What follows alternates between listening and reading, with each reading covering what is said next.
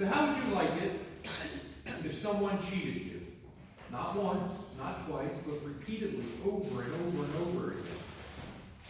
And then you picked up a newspaper and you saw that the town's leaders were hosting a dinner in the cheater's honor.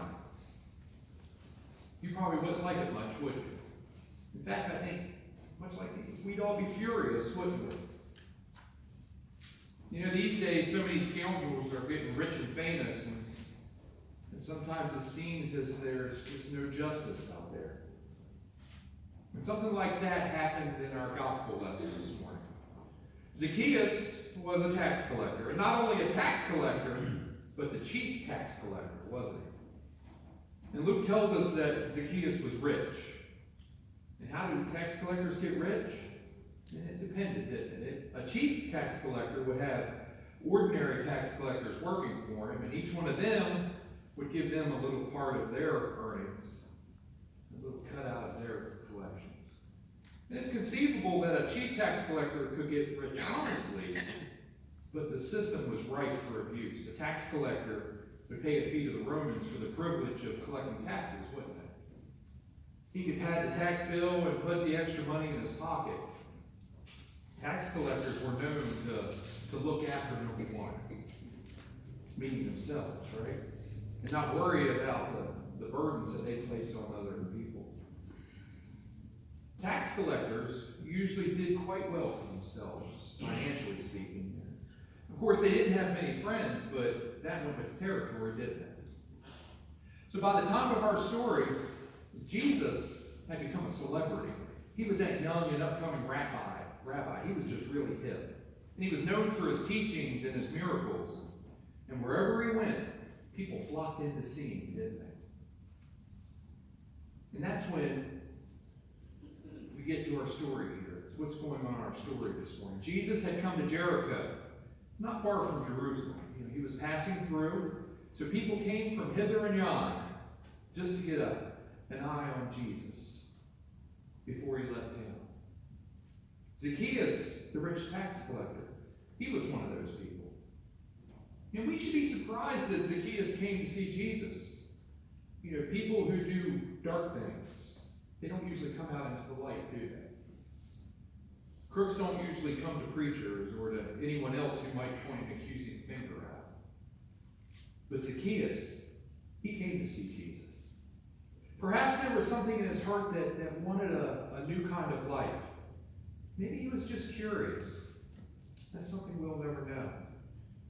But when Zacchaeus came to the street where Jesus would be passing, he couldn't see a thing, could he? Crowds of people had gotten there earlier, and you can be sure that no one was going to step aside and let Zacchaeus see better. The problem was compounded by the fact that Zacchaeus was short. Most of us, some of us are fortunate to be over 6 foot, but most of us know how it feels to be blocked by a tall person, don't we?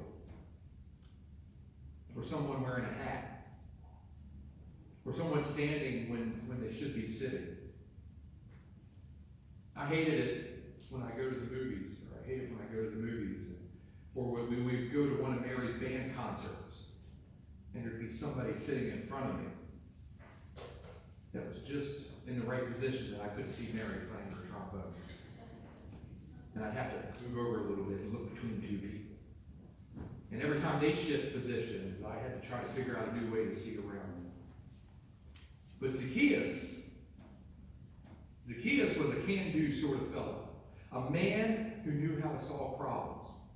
His solution was to climb a tree where he would have an unobstructed view, where he could easily see as Jesus came down the street. That can't have been easy for Zacchaeus. Think about it. You know, people might not like him, but they knew him as a man of authority. Zacchaeus had to be careful. If he appeared ridiculous, people might begin to laugh at him. And if they're laughing at him, they're not going to fear him, are they? Then where would he be? But Zacchaeus really wanted to see this young celebrity rabbi. So he took a chance and he climbed that tree. And he got lucky, People would be so focused on seeing Jesus that they wouldn't even notice this important tax collector climbing that tree behind him. But no such luck, was there? When Jesus came along, he spotted Zacchaeus up that tree, and he blew Zacchaeus' cover to smithereens, didn't he? He looked upward and shouted, "Zacchaeus, come down immediately. I must stay at your house." Now pay attention to what Jesus said here. First of all, he said, "I must." Jesus says, "I must," 4 times in the Gospel of Luke, and then 1 time in the Gospel of John. In each instance, he says, "I must," in such a way as to mean, I have a mission, or I got this God-given duty. And then Jesus says, "I must stay at your house. I must stay at your house." The Greek word for stay is meno, which is usually translated to abide, or dwell, or remain. The word suggests something more than a casual visit, doesn't it? It has the ring of permanence. When Jesus says that he must stay at Zacchaeus' house, it sounds as if he intends to set up housekeeping there. But of course, Jesus doesn't intend to stay at Zacchaeus' house permanently. In fact, before the day is out, Jesus will leave Jericho and go to Jerusalem. He's going to Jerusalem to die. But in another sense here, Jesus does intend to stay at Zacchaeus' house permanently. To be specific, Jesus intends to dwell forevermore in Zacchaeus' heart, doesn't he? And that happened because Zacchaeus came down from that tree. Luke tells us that he came down quickly. And as a young boy, and for anybody out there, you know that climbing a tree, when you come down, you don't come down really quickly. Unless you fall, of course. And I did that a few times too, knocked the wind out. And it's been a while, but I remember coming down carefully, one branch at a time, right? You got to hold on tight. I was far more concerned getting down in one piece usually than coming down quickly. But Zacchaeus, he came down from that tree quickly, and he welcomed Jesus gladly, because he could see that things had turned in his favor. The young rabbi was honoring Zacchaeus, and Zacchaeus was grateful.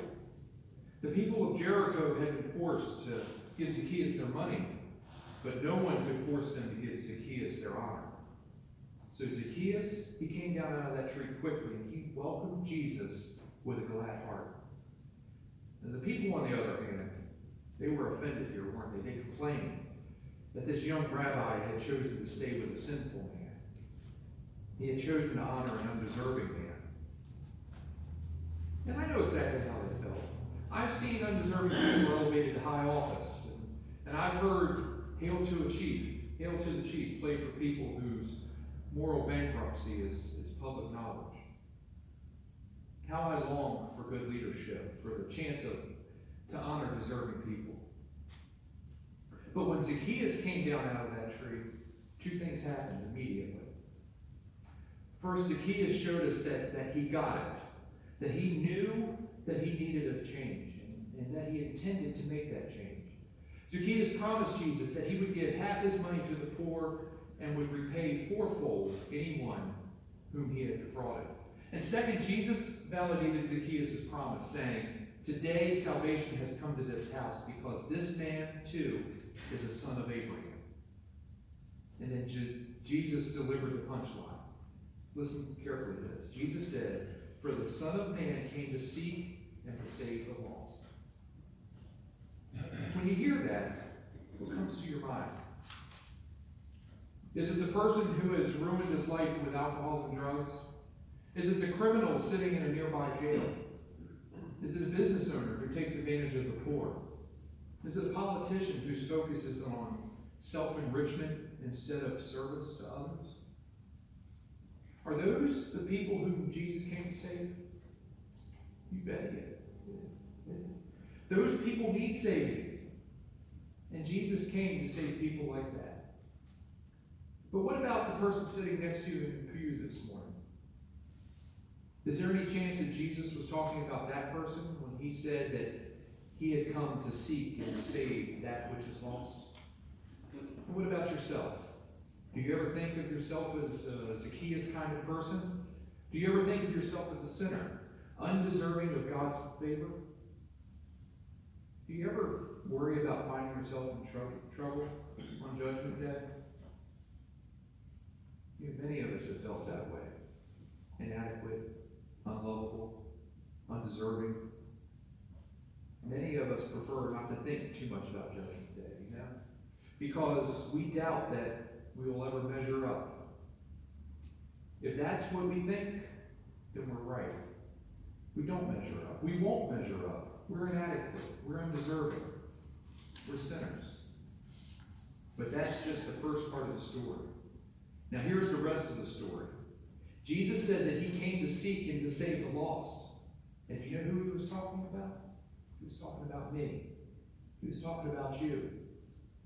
Jesus came to seek us and to save us. He has done that. Jesus has sought you and he has saved you. He started seeking you before the creation of the world. He started seeking you before you were born.